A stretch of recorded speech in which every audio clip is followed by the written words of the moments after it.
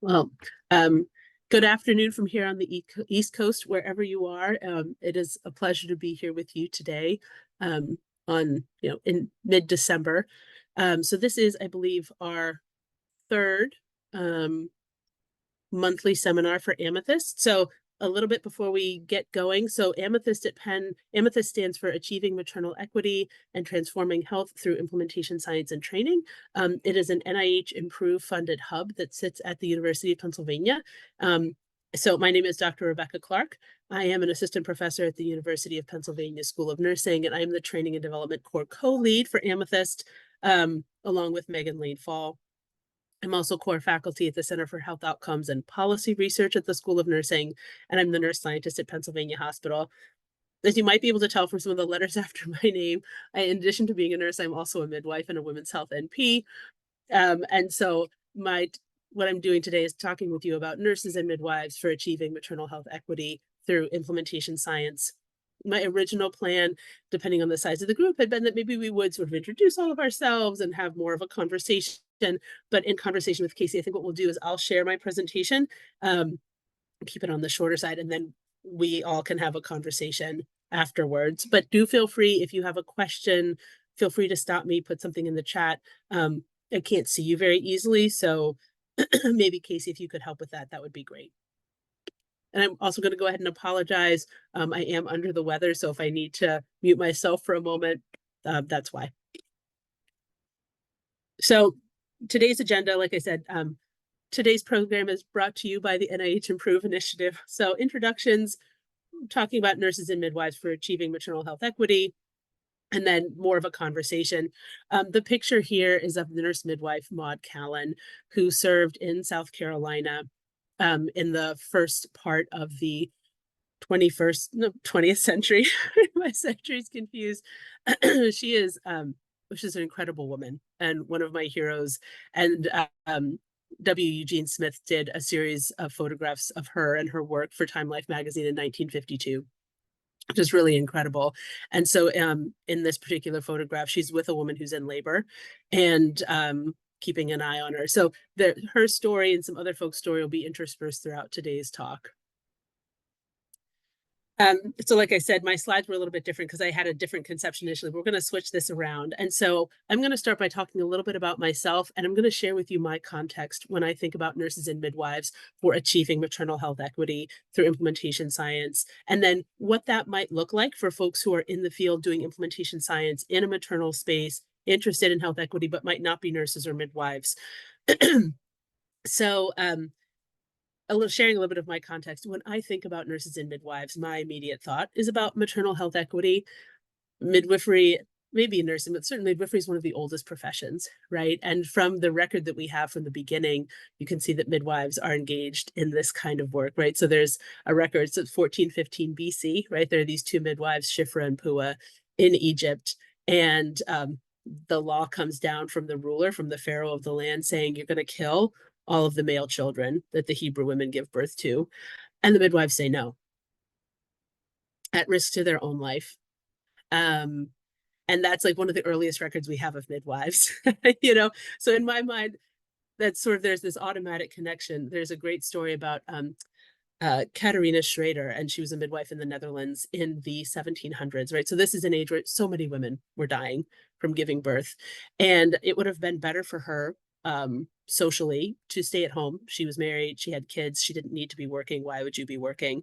And as she says in her journal, she felt called by God to do this work. She did it for folks that would not otherwise have been served. She attended over 3,000 births. And if my memory serves, she lost only 2 women in all of that time, which is incredible, right? And so she didn't have an evidence base to work from, per se, the way we think of evidence-based, or like having an evidence-based thing with which to do implementation science.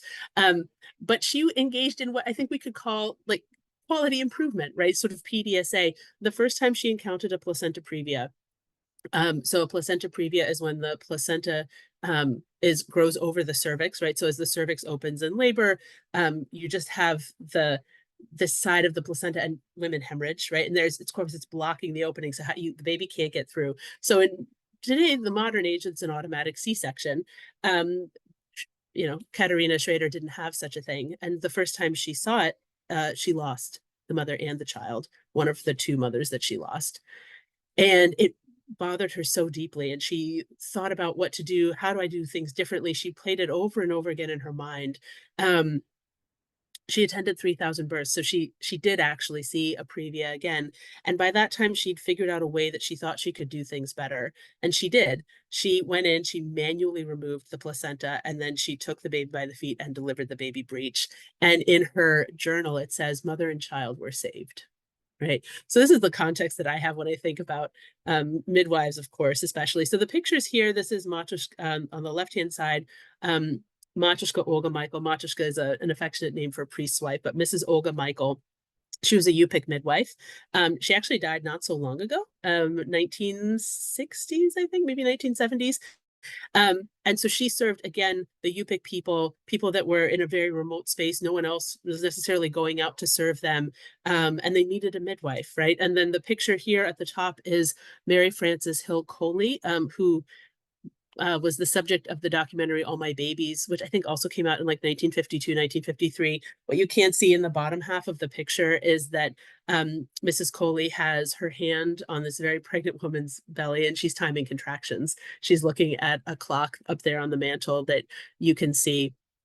And so I think of these women when I think about midwives and nurses in this space, right? So Mary Frances Hill Coley, and Maud Callan, they were doing this work in the midst of really deep injustice and inequity in the Jim Crow South. Slavery was quite recent, right? Both of these women would have known folks that were enslaved. And they provide really high quality evidence-based care, right? So they learn what is evidence-based at the time, and then they bring it into this community that is very rural, that is poor socioeconomically speaking, spread out over quite a large distance, and that other white folks refuse to treat. And they do this against increasing resistance. The Shepard-Towner Act for Maternity and Infant Protection, that's what it's called, right? But what it does, in fact, is require licensing. You might think, oh, licensing, that doesn't seem like a bad thing. That seems like standardization. But what it did in actuality was that it prevented these midwives from practicing, these midwives who were serving the Black community. It prevented them from practicing, and it left all of these women without anyone to serve them. And that was actually, I think, part of its intention, right? And I bring that up to say that, like, even there's this history of policy, right? I mean, policy implementation and de-implementation is part of what we think about when we think about implementation science writ large, and certainly like maternal health equity, right? Policy is incredibly important, and de-implementing policy. And here's the history of it, right? Like, it's there from the beginning, before implementation science was even a phrase. So I think if we want to be talking about achieving maternal health equity, we need to be talking about and working with nurses and midwives. So here's a little bit of a historical timeline in the United States, right? These were just the things really sort of off the top of my mind, but it was really easy to come up with examples to share with you all. So actually, we're going to start in 1776. We have a record that George Washington paid this woman named Jane, who was enslaved on a neighboring plantation, to come and attend births on his plantation. He did this more than once. So here's this skilled midwife. And again, I think about health equity and who is willing to serve folks that aren't being served otherwise. In 1893, Lillian Ward, and I can't remember the woman that she partnered with, started the Henry Street Visiting Nurse Service. This eventually becomes the New York Visiting Nurse Service. She starts it in the Lower East Side. They're serving immigrant families in the Lower East Side of New York City, and trying to bring, again, what is at that time evidence to bear for population health, right, including maternal child health, and trying to really improve the health of the folks that were living on the Lower East Side. In 1925, Mary Breckinridge brings nurse midwifery from the United Kingdom. She was trained there. She brings it back to the United States, and she starts the Frontier Nursing Service. And this is a good moment to pause to say that while I think, I was sharing all these examples of like positive relationships of midwives and nurses with maternal health equity, it's a mixed history, right? Mary Breckinridge was deeply racist, right? She refused to serve Black folks. She refused to train Black midwives. And that is a history that has continued to inform nurse midwifery in this country. Like that's part of the history here. There are similar histories in the history of obstetrics in this country, right? Um, so she starts the Frontier Nursing Service.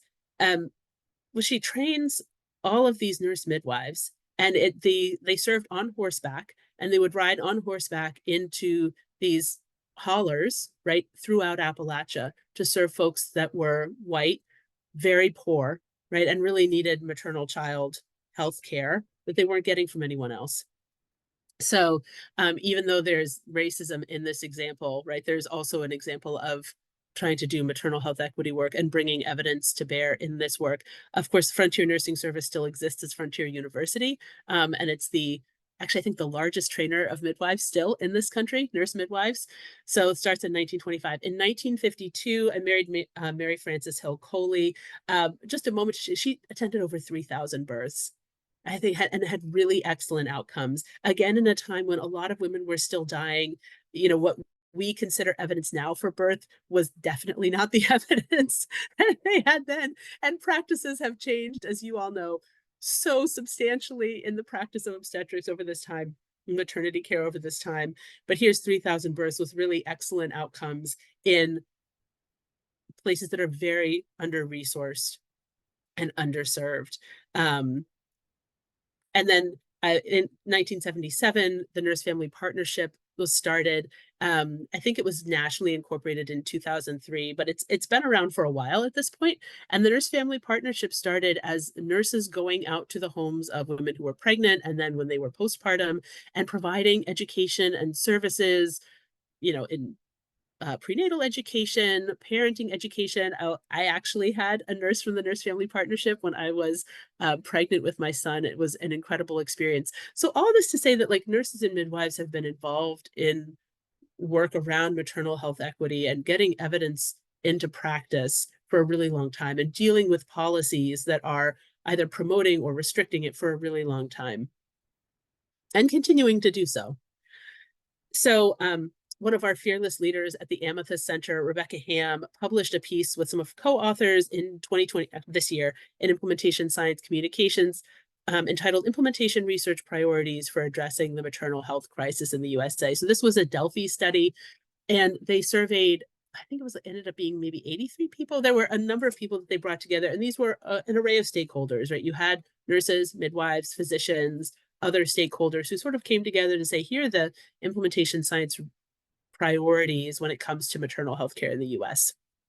And so I wanted to share some of those results with you all. So number one here are the practices that these folks most recommended for implementation. You can see this list 1 through 5.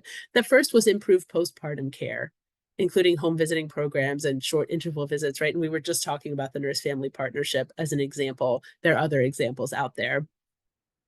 Perinatal and postpartum mood disorder screening is number 2.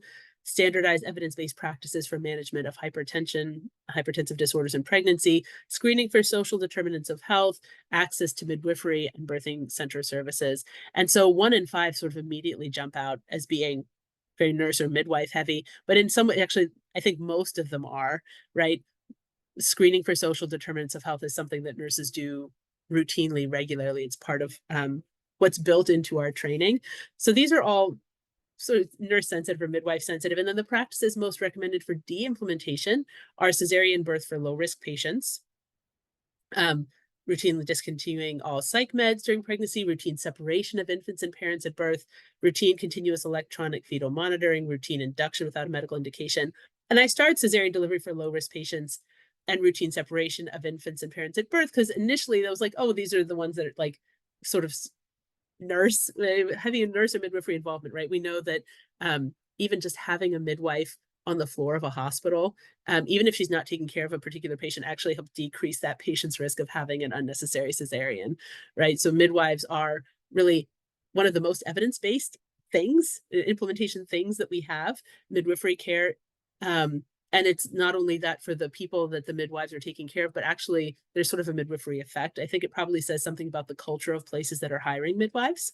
So cesarean delivery for low risk patients. And then I think routine separation of infants and parents at birth is something that's really can be very nurse driven, right? Our nurses helping parents room in or are they separating parents? And it's funny, I'm part of the Association for Women's Health, Obstetric and Neonatal Nurses, and this is actually a topic that has recently been, people have been talking about it, rooming in versus not rooming in. It's something that nurses are very involved in. I would say too, like something like routine continuous electronic fetal monitoring, right? If you were interested in de-implementing it, you would need the nurses on board, right? Because they would be the ones who would be going into the room doing intermittent auscultation. I'll take a break for a moment here. I see that there's a comment in the chat. Were questions about all, including community midwifery specific to nurse midwifery. Natalie, could you tell me a little bit more? Give me a little more context for the question. Yeah. With the practices, it says, access to midwifery great. And birthing center. So, yeah, we're in the Deep South. You talked about, I love your history because we, at Morehouse School of Medicine talk about that too. And there's been a lot of discrediting of community midwifery. And so I was just wondering, like, was that access to midwifery like general, or was it specific? Because I know, like, what your research, or you being a certified nurse midwife, was it broadly about certified nurse midwifery? Yeah, that's a great question. My sense of this, I wasn't part of this study. My sense of this is that it's access to midwifery care writ large, right? And as you probably know, there are nurse midwives are the most common midwives in the United States, but there are other kinds of midwives. There are certified midwives who get their training the same way that certified nurse midwives do, but they're not nurses. And there are certified professional midwives who have a different kind of training and predominantly practice in the community. Every once in a while in places like Alaska, you'll find them also in birth centers. Nurse midwives tend to be mostly in hospitals. Though you'll also find them doing some home birth and birth center birth. My sense of this particular number 5 was that it was access to midwifery care writ large, and maybe like midwifery that's sort of semi in the community in a birth center. But I don't think there was more explanation than that given, at least not that I'm aware of. My sense of the literature, I think a lot of research has been done.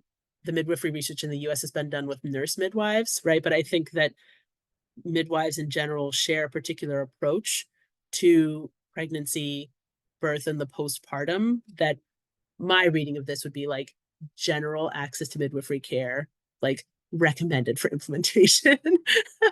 If that helps. Thank you for your question. So number 3 down here, the folks that responded to this Delphi survey were then asked about the top 10 research topics to prioritize for future study. And one of the categories was about contextual determinants. And of the top 3, for the 2 and 3, implicit bias and racism and unit culture, I'm like, man, you've got to, like, nurses and like midwives, you've got to get the nurses and the midwives on board. Like, we're really sort of, there's part of this, right? So there's a lot of room. I'm going to pause on that and just I'll move over to these points here. So like I said, midwifery care is one of the most evidence-based things that we have when we think about stuff to implement, including caseload midwifery, where one midwife is with one woman through the whole pregnancy, birth, and postpartum, right? There's incredible research that's been done about caseload midwifery, most of it not in the United States, because that's not a model we tend to practice under. But that used to be the way that we practiced, right? That's certainly the way that Olga Michael practiced, that Mary Frances Hill Coley practiced, that Maud Callan practiced. There's really something to be said about caseload midwifery. Labor support for optimal birth outcomes. Labor support is so important to have a spontaneous vaginal birth, right? We know that this one-on-one intensive labor support is associated with lower unnecessary cesarean births, right? And that is work that midwives do if they're able, right? It's work that nurses do and are trained to do. It's certainly work that doulas are able to do as well. There are a lot fewer doulas than there are nurses, right? And nurses are sort of already in place. So I think labor support, even though it's not on this list, is another thing that's an evidence-based thing that we can be thinking about. And then, as I mentioned earlier, especially with relation to the history, there's really a need for policy implementation and de-implementation. I think a big barrier related to midwifery care has been policies that are still in place that prevent full scope of practice and really prevent midwives and maybe other nurse practitioners from doing sort of the most that they can to achieve maternal health equity. See if There we go. Okay, this is from the same Delphi survey, and these are sort of two really cool graphs that they had. And what these are, so you can see along the x-axis, likelihood that wide implementation of this practice will improve the outcomes rating, birth outcomes. And then there's feasibility of routinely implementing this practice. So it's feasibility and likelihood. And then the colors of the dots are the likelihood that wide implementation of this practice will reduce disparities in maternity out. Oops, apologize. Actually, let's see. What if I can move this up? Here we go. And so if you look at this, it looks like number one, and you can't see it here, but this is 3 and 5 are things that are both like feasible, likely to improve outcomes if they're implemented widely, and sort of have the highest rating for they'll reduce disparities. And those things are improved postpartum care, including home visits, improved hypertension management, and access to midwifery. And I believe that this is actually, I think this is number 3, and I think this is number 5. So it's sort of hard to see. So these are some of the top things that we could be doing to improve health equity. And again, there's sort of 2 of the 3 I'd say are especially nurse or midwife heavy.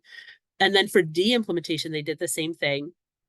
So 1 here is decrease unnecessary cesareans, 3 is rooming in, and 6 is actually non-indicated urine drug screens. And so again, 1 and 3 are things that I think of as being potentially, especially nurse or midwife heavy or driven. And these are also the things that are most likely to reduce disparities in a maternity outcome setting. So my takeaway from all of this is that nurses and or midwives are really critical components to most of the top ranked items for implementation that will also have the biggest impact on helping us achieve maternal health equity. So, okay, but like, why consider nurses? Let's talk about this a little bit more.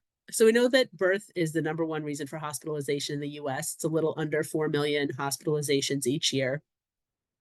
You guys all know that we have unacceptably high maternal mortality rates in this country, and that most of those are preventable. They didn't have to happen, right? 84%. Most of that maternal mortality actually still does occur in the hospital, right? So there was this paper that came out not that long ago, and I've started to hear people talk about, well, most mortality occurs outside of the hospital. Pregnancy associated mortality, I think, actually occurs, about 52 or 53% of it occurs after day 7, I believe, but still 48.9% of maternal mortality occurs on day 1, which for most women is in the hospital. 73.4% of maternal mortality occurs on days 1 to 7. So you'll find nurses and midwives in the hospital and in the community, but if so much of this is happening in the hospital, well, we have a lot of nurses, right? And so there's a recent HRSA published its maternal health, what did they call it? Maternal health workforce report. And it was really interesting how they reported it, because I'm not entirely sure why they did this. They reported general internal medicine physicians as part of the maternal health workforce. That to me, I was not sure why they chose to do that, but they included them. Family physicians, right? And family physicians certainly provide this care, but not all of them do.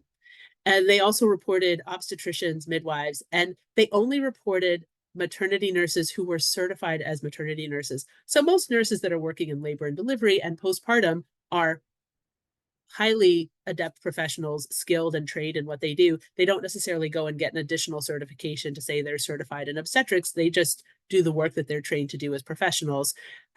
So they said that there are 218,000 maternity certified nurses in the US. I think because they only looked at certification, I think this is a really drastic underestimation of the number of maternity nurses. Nevertheless, that's still 5 times the number of obstetricians we have in this country. It's about twice as many family physicians, again, most of whom don't necessarily provide perinatal care. And certainly far more than midwives. We don't have that many midwives yet in this country. So there are a lot of nurses out there, right? And they're really already in place. And when I think about like, why consider nurses? Like, we have this massive problem, and a lot of it's happening in the hospital, and nurses provide most of the direct patient care in the hospital, and they're already in the community as well. So when I think about engaging nurses, here's some of the things that I think about as a nurse myself, right? We provide most of the direct patient care in the hospital. We're likely already on the ground in the community, and we'll talk about that a little more in a few slides. Each of us brings different perspectives as individuals, right? That's true of all of us, that we have different life experiences, we bring different perspectives, but nurses also bring their training as nurses. I apologize. I think that brings something really important to teams that are doing research and doing clinical care. We tend to be more attuned to social needs and determinants of health by virtue of our training, right? We're trained to screen for social determinants of health. And when you're in the room taking care of someone, you start talking about like, hey, what's going on with you? And you start to learn like what their strengths are and what their needs are. And so you can say, hey, I think this person needs to go home with a referral for X, Y, and Z, right? We need more things for this person because there are some needs that I'm learning about. We're also trained to assess evidence and improve quality of care. And I would say, from what I know of the literature, from personal experience, I think most nurses are frequently thinking about like, how could we make this better? How could we do this better than what we're doing now? And if they're in a place where the culture does not support them in improving the quality of care, I think they start to shut down, burn out, look for ways to leave. When they're in an environment that really supports them in constantly improving the quality of care and being engaged in that, nurses do a lot better and our patients do a lot better. Nurses might be more likely to be from the surrounding communities, right? So not only they're working in the hospital, but they're actually from the surrounding communities and therefore have connections, even more connections with the folks that are giving birth there. Public health is baked into the nursing worldview. I gave you a few examples in that little history timeline of nurses and midwives who are engaged in public health work, right? That's part of how we're taught, part of how we're trained. And I think our view of birth in general is also one that comes from a position of this is normal and it's good and natural until proven otherwise, right? There's nothing pathologic about it. This is a physiologic process. And that's a really unique training and perspective to come from, especially for midwives. So it's sort of like innocent until proven guilty.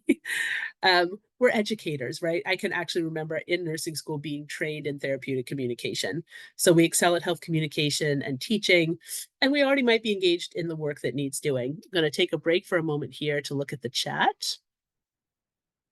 Oh, thank you, Anna and Natalie. Thanks for being here. I think some of the complexity comes in is that there's so much diversity in nursing, right? Not only are each of us individuals unique, but you have registered nurses, you have licensed practical nurses, you have nurse practitioners, you have midwives who might all be engaged in this work. You have nurses at the front line providing direct patient care. We have nurses in management, nurses in leadership, nurses in other positions throughout the hospital, if we're just talking about hospitals. So there's, I think, a fair bit of complexity when you're like, you may be working with a nurse and like, who are you working with? So I'll give an example. I'm doing work in a postpartum unit in the hospital where I'm the nurse scientist, and I'm in the process of hiring some nurses from the floor to be part of the research team.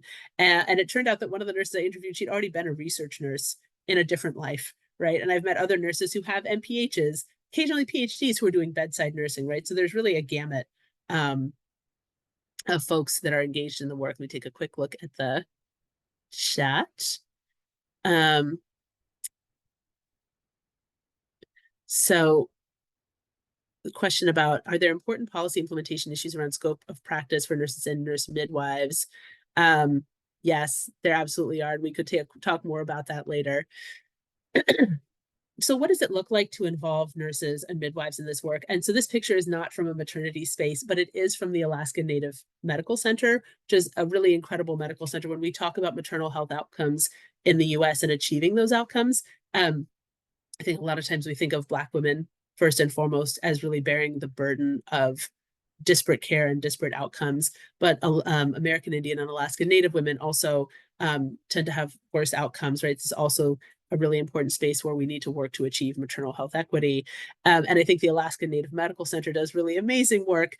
And so I just wanted to bring them up as an example where it's really culturally congruent care, right? Folks from the community are hired. It is, I think, a midwifery forward place to give birth. They have or last I heard, they had very low rates of epidurals, very low rates of cesarean sections. And I have a friend who is now a midwife and used to work as a nurse at the Alaska Native Medical Center. And they would fly the nurses out to really remote villages to provide care for women who are pregnant, right? So again, nurses being involved in this work. So thinking about nurses as co-investigators on your advisory boards, as stakeholders, as collaborators, nurses really have valuable insight into processes, what's going on. Where do you find nurses? I think the short answer is everywhere, right? So certainly in the hospital, they're working on the units, right? I've heard people make the argument pretty convincingly that you actually go to the hospital for nursing care, right? If you don't need nursing care, the surgery would be outpatient. If you didn't need nursing care, you would just go to the office and then go home. People really come to the hospital for nursing care. You'll certainly find nurses in leadership positions, but also in other roles like informatics or running QI groups and safety. And then, of course, in the community, they're in clinics, they run programs, they're in churches and other religious organizations, right? Those religious organizations sometimes have nurses working for them, public health departments, government. I mean, the list goes on, right? There are nurses everywhere, sometimes in really surprising places.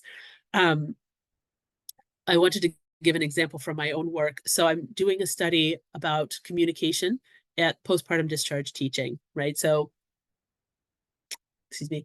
And so in terms of thinking about who to engage in this work, so I engaged the clinical, I was talking with the clinical director for the Women's Health Service, she's a nurse. And that led to talking to the nurse manager and the assistant nurse manager and the nurse educator. Was also then in contact and was talking with the director of nursing professional practice, Magnet, and nursing education, getting approval from the chief nursing officer, and then engaging with the nurses and hiring the nurses. So that's nurses in many different positions and different roles, all sort of engaged in this work. As a midwife, I worked at a federally qualified health center in West Virginia, and about a third of the women that we served were dependent on opioids. And I can say that like nurses in the hospital made a significant difference in the care and the quality of care that these folks received, in making connections to outpatient care. And of course, there were nurses in those outpatient communities. This, there's always room for improvement, right? But just to say that you can really find nurses just about everywhere. And there are a lot of us. So when do you do this? I mean, ideally, we do this work from the beginning, right? And this is true of any kind of community-based work, that it would really be with the community and informed by the community. So, you identify barriers and facilitators from the beginning. You get fresh ideas and recommendations. This has certainly been my experience of working with nurses. And then when nurses inform the work, they lead the work, maybe they're co-researchers, they really understand the context and community they have. So for example, with the postpartum discharge teaching work, the nurse manager was like, oh, wouldn't it be great if we could also down the road, like give women a video of their postpartum discharge teaching that had been done for them, tailored for them. Because let's be honest, you've given birth and you frequently don't remember most of the postpartum discharge teaching, right? So she was already thinking about like, what are the next things that we education as this area where they wanted to improve. And, everyone in this space, I think, being concerned about health equity and addressing disparities. This is work that they were already engaged in. And so it was this really wonderful moment of synergy where they're like, we know communication is an issue. We're working to address it in these ways. You have this work that like meets us, right? There's this really nice potential for collaboration. So I think in some ways I sort of feel like I lucked out. That's a really wonderful way to do it from the beginning. But let's be honest, right? Sometimes it's just sort of happy. You're doing the work and you're like, wait a second, I forgot this group of people. Or there are these people that I now realize I really want to engage. And so I think the time to do that is now, right? If you've had this realization that like, oh, these are stakeholders that I didn't realize. That happens frequently, right? You're like the stakeholder that I didn't remember I needed to engage. Like, we do it now. We reach out to people, we start talking to them. One example that I have is of this clinical pathway, this wonderful clinical pathway that had been implemented at a hospital where they didn't really have nurse involvement because of the way that hospital functioned. This pathway was really successful at preventing unnecessary readmissions, getting people connected with primary care in their communities. And so then the PI was implementing it at a different hospital. And as you guys know, in implementation science, like the context is so important. And here the context was different. And it led to this realization, sort of, well, maybe we really need nurses involved here, right? It's a different setup. And so that sometimes that happens where you're like, okay, we've been trying to implement this evidence-based thing. It's not really working here. It turns out this place works slightly differently, and the nurses function differently here than they do in this other place. We really need to engage the nurses. The place to start having those conversations is now. Let's talk about it now, right? As soon as we can. So how do we go about this work of engaging nurses and midwives? So I think we start by identifying stakeholders, and this is so much easier said than done. Right? It can be really hard to identify stakeholders in complex organizations. And so I'll be honest, I think the way that I have gone about it is, I have some stakeholders identified, right? The clinical director for women's health. And then I have a conversation and I say, like, who else do I need to talk with? Who else do I need to talk with? And there's always still the chance that there's someone else that I didn't realize. But I have found that having those conversations and saying, okay, now who do I need to talk with? Is there anyone else that you'd recommend that I talk with? Right. And that's sort of, I think, my organic way of figuring out who the stakeholders are. There's still always a chance that you'll learn later, oh, there's this other stakeholder, maybe at the corporate level, that now wants to talk with you. And then you have those conversations with those stakeholders. Organizational charts are not always readily available. Right? So identifying stakeholders and then having conversations with them. And, is there interest? Does the work that you want to do meet local need? And how is this a win for everyone? I think that has been a very helpful way for me to think about this work. And I will say, as the nurse scientist, I've seen this happen the opposite way, where people come in with an idea and they have IRB approval and they have funding, but they haven't had conversations with folks. I'm like, well, the IRB it's human subjects protection, right? It's not approval to do the research, and you have the funding, but we really need to be having conversations with stakeholders, ideally like from earlier on, because I've seen what happens is people come, they're like, oh, the nurses are going to do X, Y, and Z. Well, it's like, well, actually the nurses are beholden in a different manner. Like, their time is paid for, they're taking care of clinicians, and we haven't had these conversations. Or people who want to do things that it's like, well, it doesn't meet the hospital's needs. You're just asking an additional thing of the nurses, but it doesn't meet any of their needs. It's not presented in a way that it's going to meet any of their needs. And so they're not engaged. And have had people come and say, well, why aren't the nurses responding to X, Y, and Z? I'm like, well, this doesn't help them with patient care. This doesn't help their professional development. It's just sort of another thing that you're asking them to do when they're already doing a lot. And so I think it's important for us to be thinking from the beginning and having conversations from the beginning about, like, okay, if we're talking about a hospital, what are the hospital's strategic goals right now? What are the maternity unit's strategic goals right now? How does this fit with the work that we're doing? And how can we make this a win for everyone? Are the nurses interested? So I just sort of mentioned what happens when it doesn't meet local need and nurses aren't interested. I have seen things where it's a win for most people, or like most of the different stakeholders, and that still works out okay. I mean, ideally it would be everyone, but I think at least if most of the stakeholders see that as a win, that helps. Are there procedures already in place for nurses to be engaged in research, QI, or related projects is really helpful to know. So at the hospital where I'm a nurse scientist, for instance, there's a magnet fund. And this is money for magnet accreditation purposes. And one of those purposes is to buy out nurses' time from clinical work or from managerial work so that they could be engaged in evidence-based practice, QI, or research that is forwarding, patient care and outcomes in the hospital. So understanding that already exists, that is potentially, if the hospital and if other stakeholders are really behind it, like maybe that would be money that could be used to support nurse engagement in projects. Or I have written nurses into budgets for research with the understanding that, like, knowing how Magnet is set up, I was like, okay, maybe we can do something like that. So this is why it's important to have all those other stakeholders who end up working with, the director for nursing professional development and human resources to create a job description so that we can hire nurses with the managers, the clinical director and the manager's approval. So it becomes really complex with lots of people involved, but worth it. So I think understanding procedures that might already be in place so that you can find a way to work with those or create something that's similar to engage nurses. And then, who are the folks that can help you access and use those procedures? And again, I think it becomes, at least for me, it has been this organic process of like, who else should I speak with? who might know how to do this? Who else has done things like this in the organization? Then I do think it's important to think about compensation. Sometimes that can look like paying the nurse whatever wage they earn, like buying out their time from clinical work with their manager's approval. Sometimes it looks like hiring them onto the team separately. Maybe this isn't in a hospital or clinical setting, but just, they're a budget line item. I think there are other ways you can think about compensation, like CEUs, right? Continuing education credits. There might be other opportunities. It's also a question of what do the nurses want. Um, I was there was a study that was done at the hospital where it was about the nurses' microbiome. And so the nurses didn't get paid per se, but they got their own personal health results back in a really cool way. And they were very excited about that, right? So compensation can look like different things.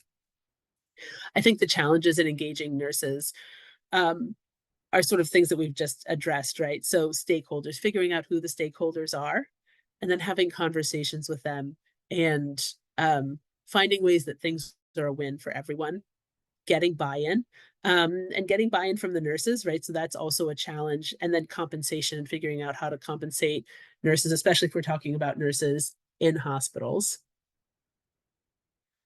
And so I wanted to so this would be a good time. Just wanted to wrap the sort of more formal portion of the talk up and then give us a space to have a conversation. And this is another picture of Maud Callan doing her work as a nurse midwife. I wanted to start with her and end with her because I think this